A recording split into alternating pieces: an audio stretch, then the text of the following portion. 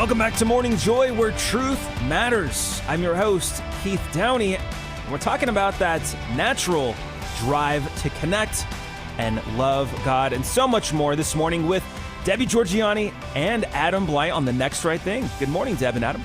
Good morning, Keith. Thank you so much for having us. Adam and I were so excited to be here today because this is a topic that we love to discuss, and Adam's going to take it step by step for us in just a moment. But I have a little bit of housekeeping, if I may, since it is the 1st of July.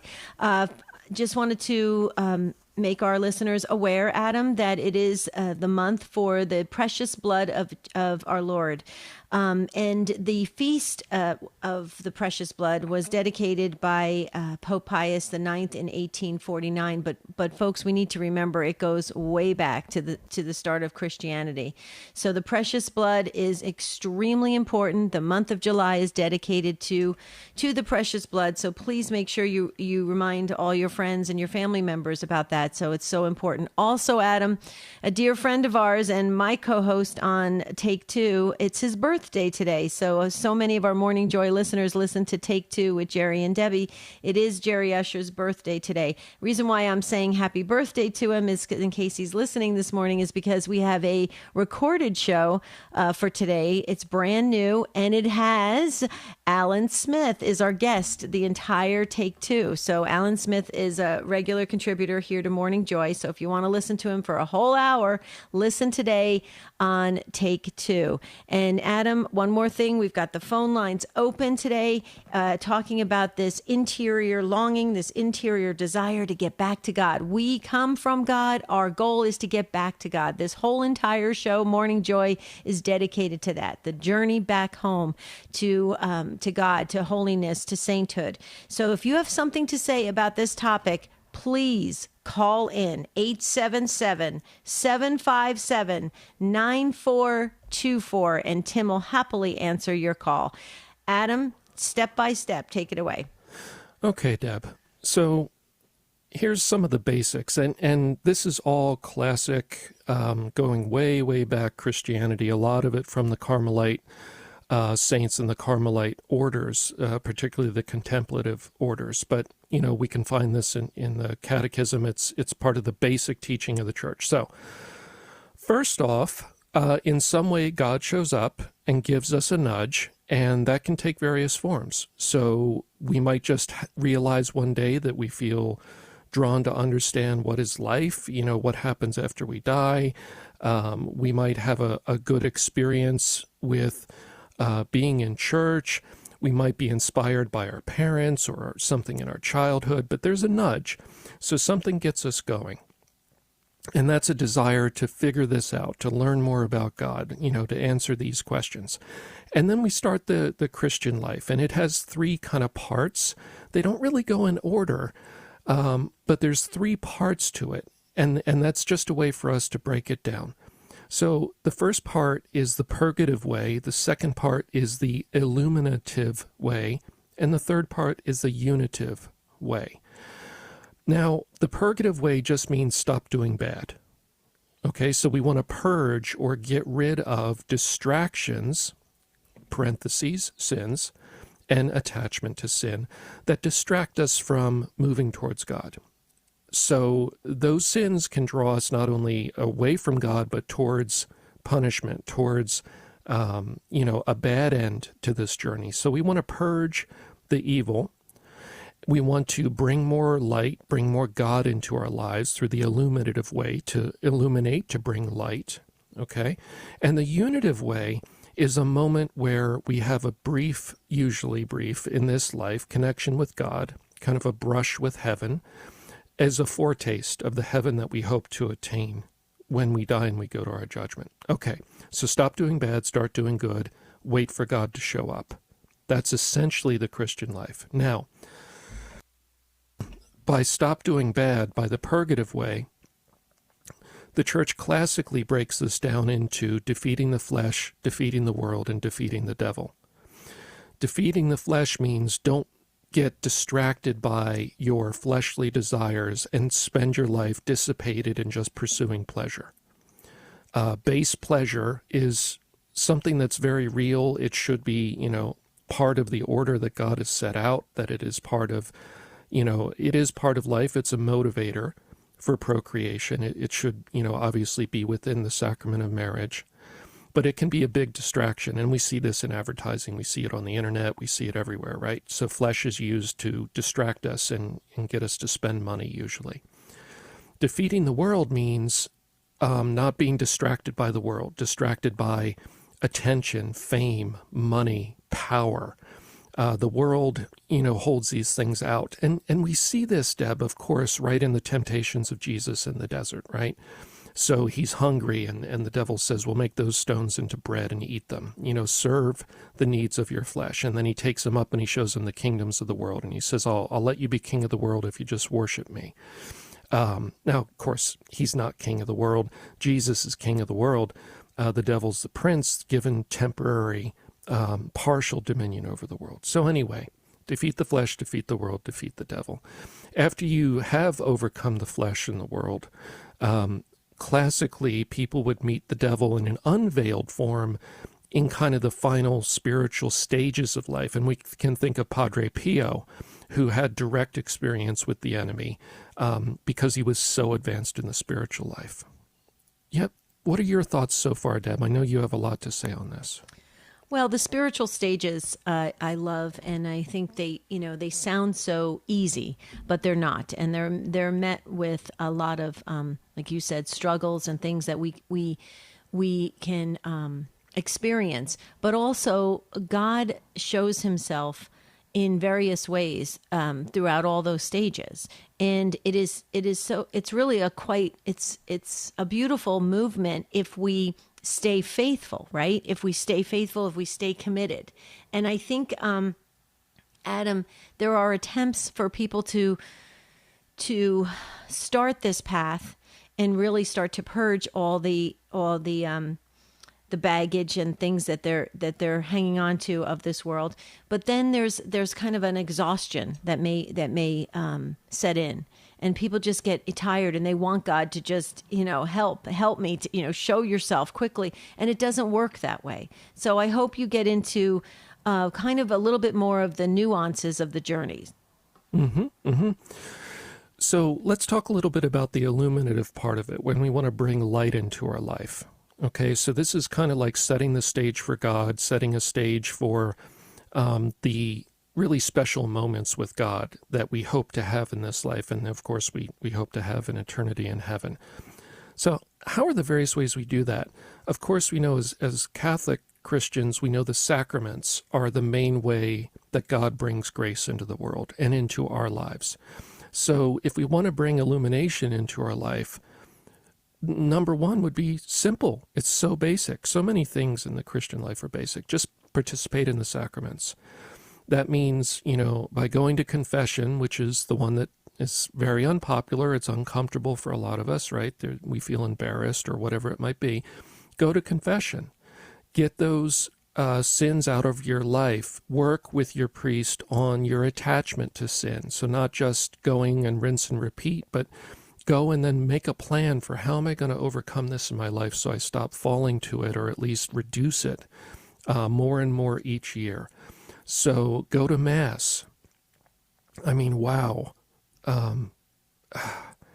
All graces, everything every soul needs comes through the Eucharist, right? It is everything to everyone. Whatever the person needs, Jesus will bring that to them. I'm not saying that all your problems will go away and that you'll zip to the end of the spiritual journey. Jesus will work with us where we're at the moment. But the Eucharist and participating in the liturgy is the main way for most of us that we learn the scriptures by hearing them read each week, that we receive communion and bring divinity, that little spark of divinity, into our physical bodies to give us the grace to continue this journey. The next way, Deb, is, it sounds simple, but it can be a struggle, and that is pursue God by your life. So not just I go to church for an hour a week, or maybe 3 hours a week, or maybe I even go to adoration, but pursue God by your very life choices, by what you spend your hours doing during the week. You think of St. Benedict, which I have found to be so helpful for people that are struggling in the journey to get free of the enemy. Ora et labora, which is pray and work. So it's not like the pursuit of God is separate in this box that I have, and then I spend my life, and once in a while I go over and I pick up the box and I rummage through it and pursue God a little bit and then go back to life. They're not separate. Your whole life is a pursuit of God, and God is yearning for you in all the moments of your life. Whether it's mundane, what seems to be mundane work, whether it's the ministry of parenthood that you've been given, but your very life, your very work becomes the pursuit of God. Well, and you referenced Saint Benedict, great saint, and we absolutely love him, and he's a great role model. But then you look at somebody, people may say, well, that was Saint Benedict who could do it. But then you look at Blessed Carlo Acutis, okay, 15 years old, and he did it. Okay, he never wasted a single minute. He focused completely, and he was young. So, I mean, we don't have any excuses, Adam. I mean, this really is something we need to think about and to refocus and to get on and it's perfect. It's the 1st of July, and it's the whole month is dedicated to the precious blood. So this is absolutely perfect, the timing of all this, for everybody to just really refocus and think about this, your calling, your plan, your purpose and plan in life that God has intended for you. We're going to talk more about that on the other side of the break, Adam, and this is fabulous. I love the spiritual stages of growth, and the doctors of the church always spoke about this, and this is important for us to hear it and then apply it to our lives today. That's what the next right thing is all about. So please stay with us. Better yet, call us. The phone lines are open. If you have something to say about this, now is the time to do it. 877-757-9424. Adam, I can tell by your little mini presentation this morning that you absolutely love talking about this topic, don't you? Well, I do, Deb, and I had a really strong experience at Mass, this weekend, and so it really brought this back to me that God really does want us to keep moving, and sometimes he gives us that extra little nudge, that extra little positive encouragement.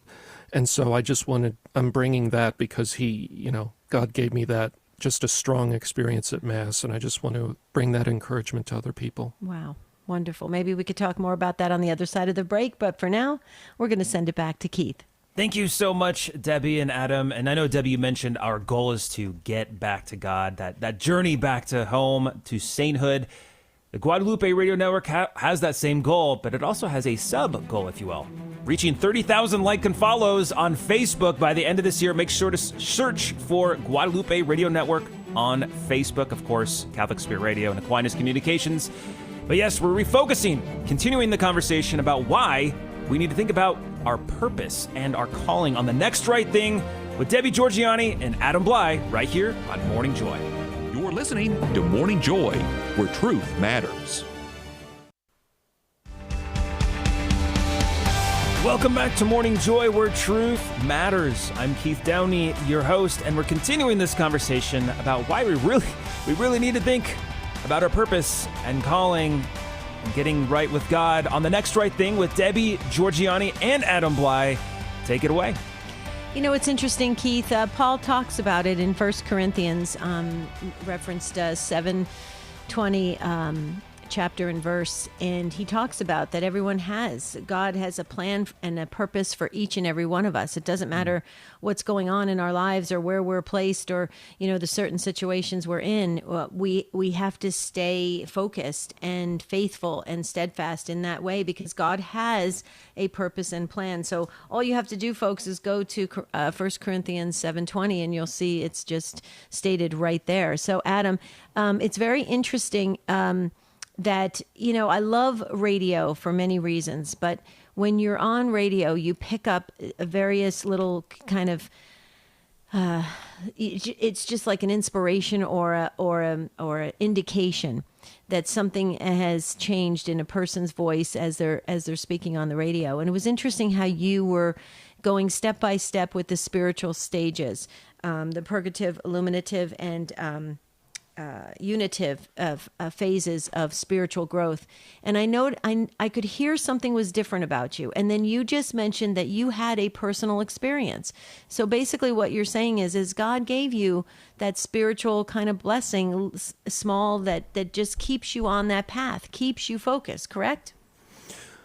Yeah, Deb. So, I mean, for me, and I feel awkward, sharing this, but we have so many people call in and share wonderful things. I suppose I shouldn't feel awkward, but I'm not worthy of any of it, just to be clear. But, getting ready to do some writing again, because I do feel that for whatever reason, God wants me to write stuff down before I'm done this journey in this life and record these things. So it was after communion that for me, the minutes after communion before kind of things resume in the Mass, those couple minutes you have to just sit silently, for me, that's the most intense prayer time in my life, usually, in terms of like prayer, kind of sitting with Jesus and maybe looking for him to speak to my heart or inspire something.